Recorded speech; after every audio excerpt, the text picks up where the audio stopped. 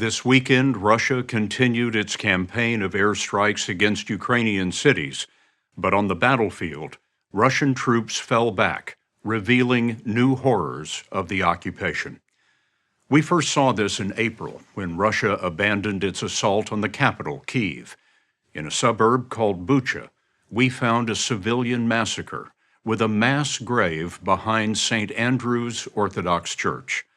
The grave was filled with sand, humanity, and mystery. We wondered, who was buried there? What lives had they lived?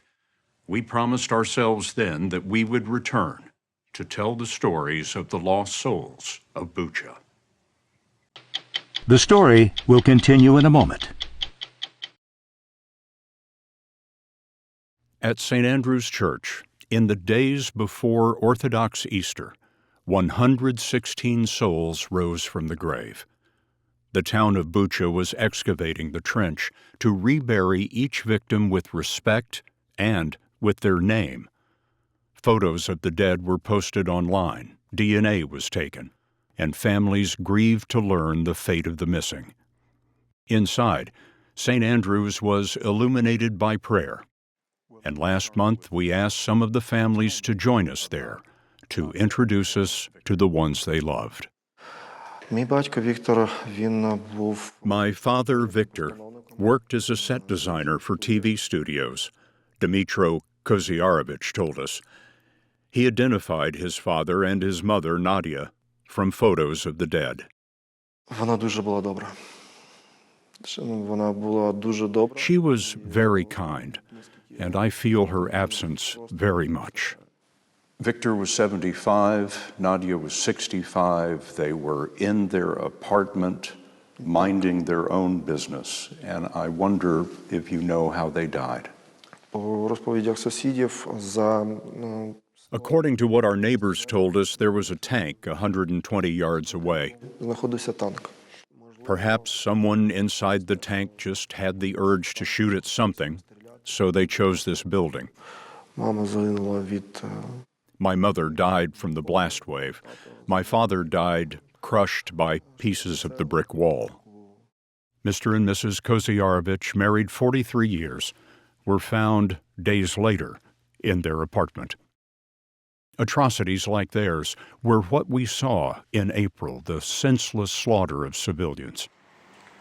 Bucha, 20 miles from Kyiv, was a modern suburb of 37,000 with big box stores and apartment blocks. But over 27 days in March, its people suffered a distinct kind of cruelty, the cruelty inflicted by soldiers facing defeat.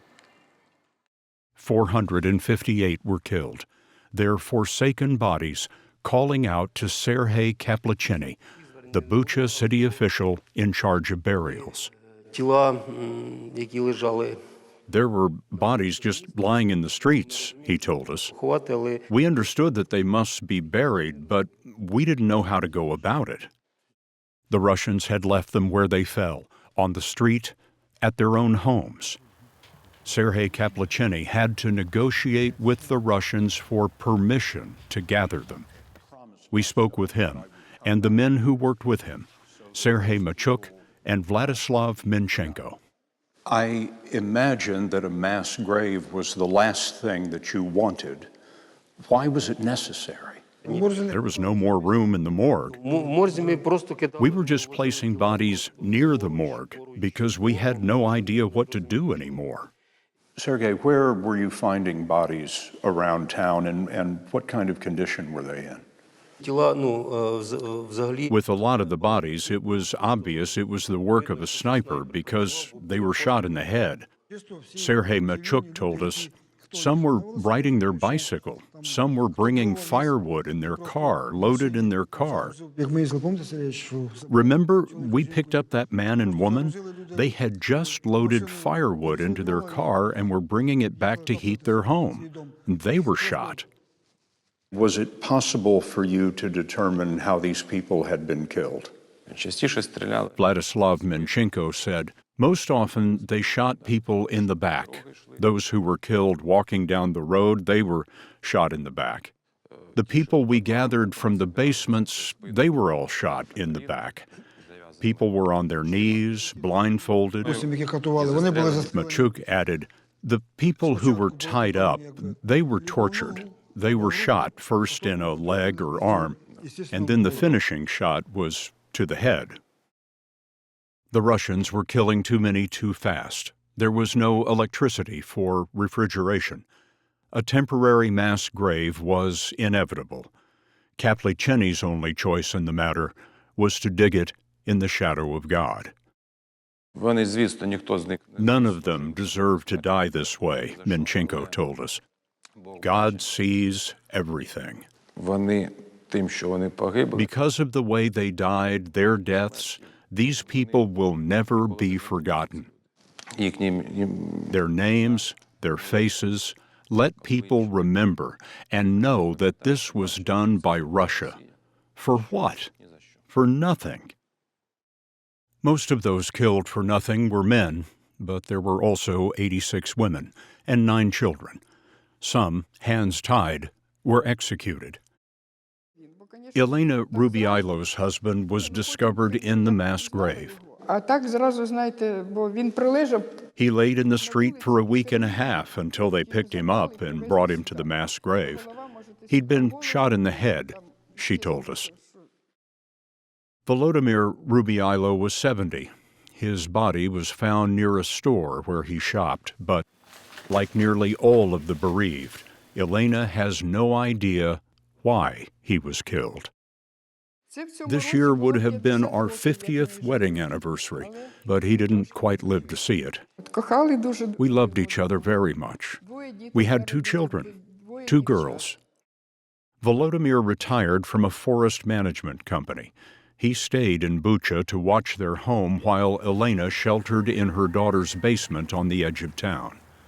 There were 21 people in the basement, she told us, 9 children and 12 adults. We took the neighbors into the basement, too. One of our neighbors was shot March 4th. He walked out of his gate, and he was killed. And a little further up that same street, a son was driving to his parents' home. He was 10 yards away, him and his girlfriend and a friend, and they were all shot in their car. That poor mother, dragging her own son in the door and burying all of them in the garden. Just horrible. What does Volodymyr's death tell us about this war? This war is terrible. These aren't humans. Could humans really do this? Just come in and kill people? A person just walking down the street? How? I don't know. This is a terrible war. I pray for our Ukraine every day, for our soldiers. My heart hurts every day when I hear and see this ruin, these rockets flying. So many children have died, so many women, young girls. My heart hurts. My heart really hurts. In Bucha, heartache is part of being. Father Andriy Halavin, the priest of St. Andrew's, told us, since the occupation, I've had to bury more than 200 people. And you have buried people who have no name. Out of the people whom I buried, 75 had not been identified. How do you say a funeral mass for someone who has no name? God knows each person's name. He does not distinguish people by whether they are living or dead. For him, everyone is alive. As Christians, we believe in resurrection after death. That's why, for God, there is no difference. Of all the bereaved who met us at St. Andrew's, none lost more than Alexander Chikmaryov. They were my happiness, he told us. They were my everything.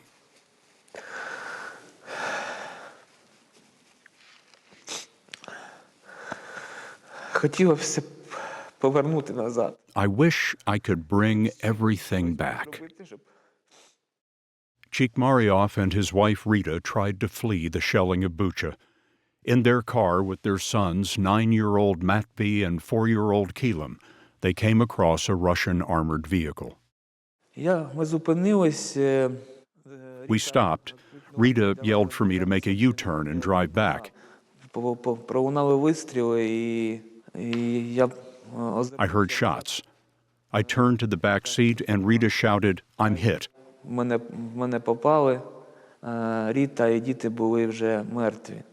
Rita and my children were dead.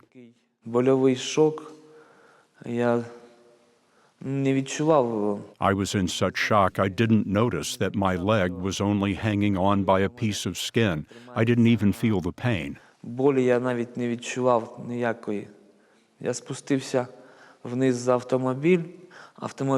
got down behind the car and then the car burst into flames. Oleksandr Chikmaryov was rescued by firemen and watched his family burn. He wanted us to see his family, so he led us on his artificial leg across the street from St. Andrew's. Their home happened to be next to the makeshift cemetery where his family was first laid to rest. Remembering lives like these, lost to the Russian invasion, is the reason we returned to Bucha. What would you like the world to remember about them?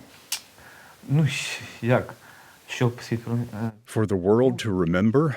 Well,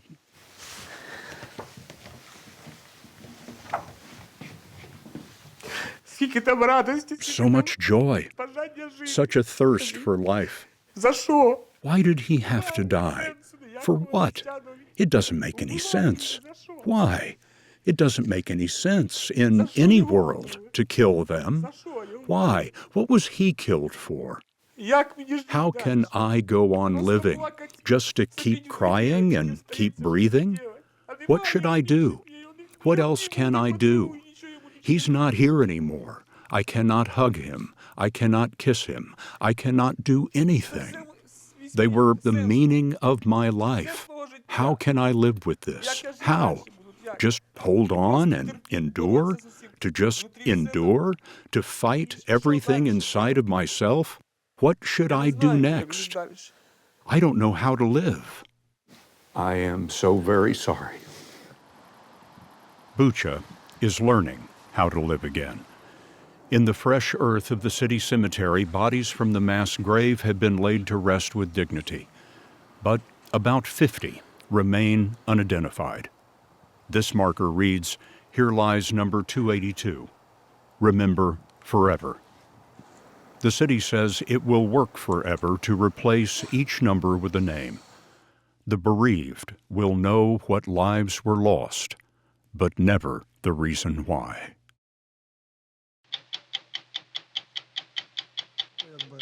What Bucha's gravediggers thought as they buried their murdered neighbors.